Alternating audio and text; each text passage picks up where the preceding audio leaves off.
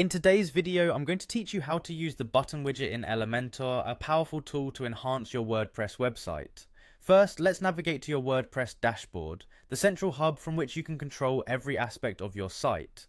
Once there, head over to the Pages section and click Edit on the page where you want to place your new button. This will bring you to the familiar editing screen where all the magic happens. Next, you'll want to tap on the Edit with Elementor button to open the Elementor interface. This step transforms your page into a more visual editing experience with intuitive drag and drop functionality. In the Elementor Widgets panel, locate the search bar and type button. The button widget should appear in the search results.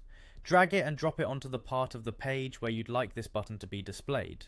With your button now on the page, the next task is configuring its settings so it functions just as you want. Click on the button widget to open the settings panel.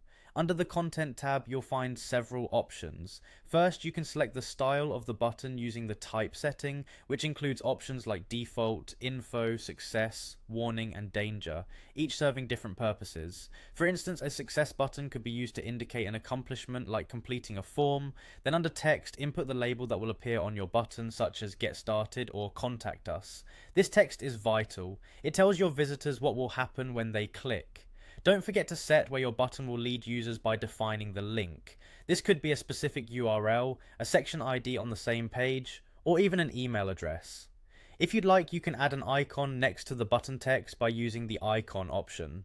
Icons such as an arrow, envelope, or cart can intuitively enhance your button's appearance and functionality. Now, shift to the Style tab for more customization. Position your button by choosing left, center, right, or stretch. Next, adjust the typography including font family, size, weight, and the text spacing to ensure your button looks integrated into your page design. You can also add a special touch with a text shadow.